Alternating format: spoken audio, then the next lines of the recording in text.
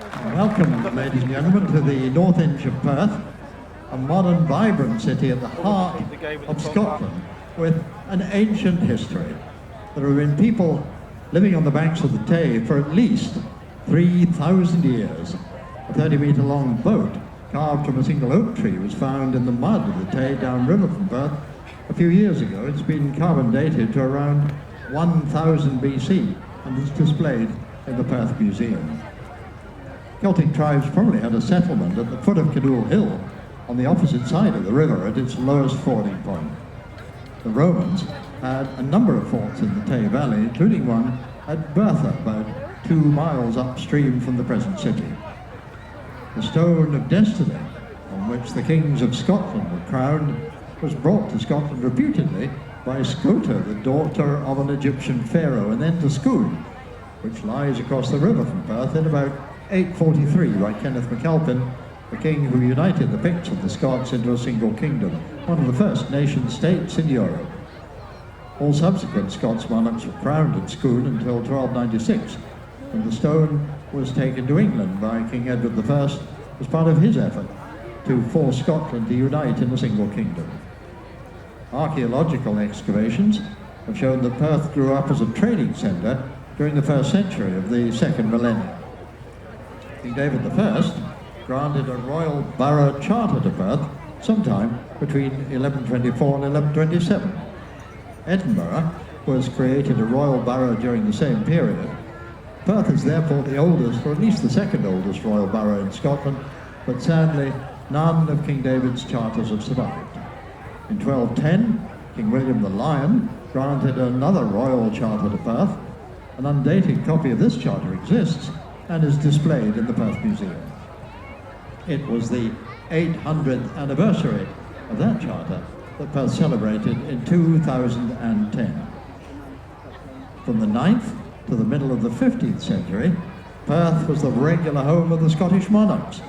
Here in Perth, the kings held court, negotiated international treaties, dealt with warring clans, summoned parliaments, and here the Church Council met. It was in Perth, after the Battle of Largs in 1263, in which Alexander III defeated the Norse King Haakon, that the Treaty of Perth marked the transfer of the Western Isles and the Isle of Man to the Scottish Crown.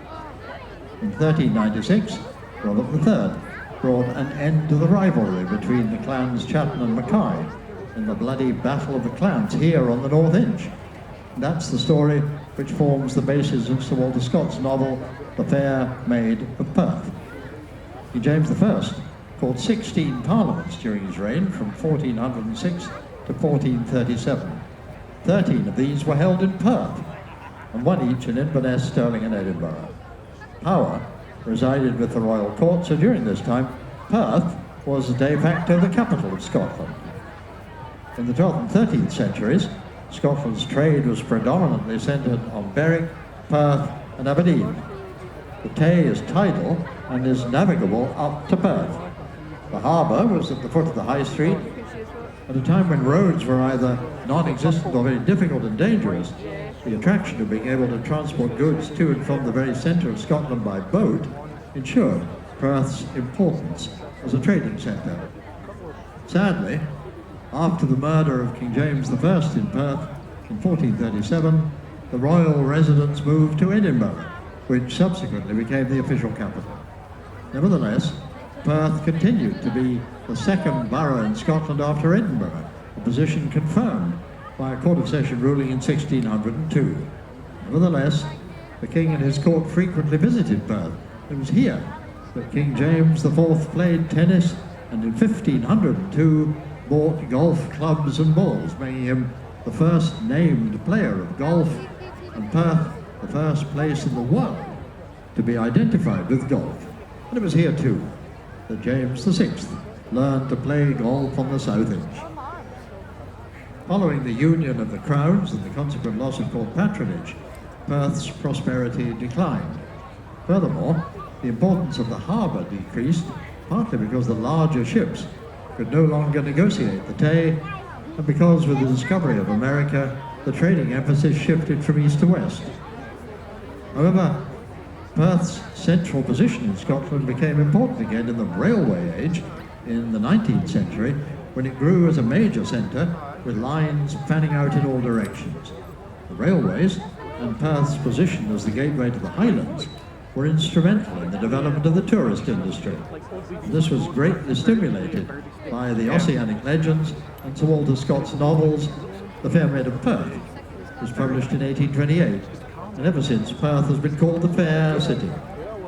In modern times, Perth's position at the hub of Scotland's truck road network reinforces its claim to lie at the heart of Scotland with the slogan 90 minutes travelling time from 90% of Scotland's population. Scotland's 3 estates consisted of the state, the boroughs and the church. Boroughs had an internal organisation, various trade monopolies, a provost and bailies, and sent a representative to the Parliament. The highest level of borough was the royal borough.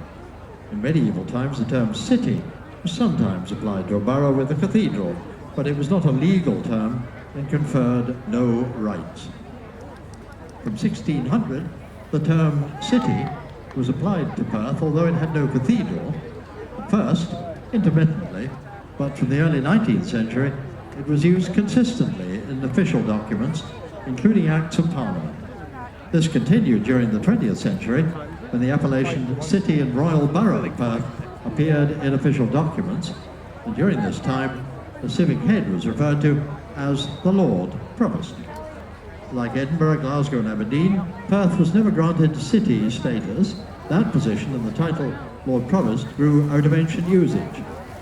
Dundee, on the other hand, applied for and was granted city status in 1889. From that date until 1975, there were 5 cities in Scotland, each with its Lord Provost. In 1975, the Wheatley Commission led to the reorganisation of Scottish local government into 2 tiers. Authority over strategic functions was transferred to Tayside Regional Council, leaving Perth and Kinross District Council with much reduced powers.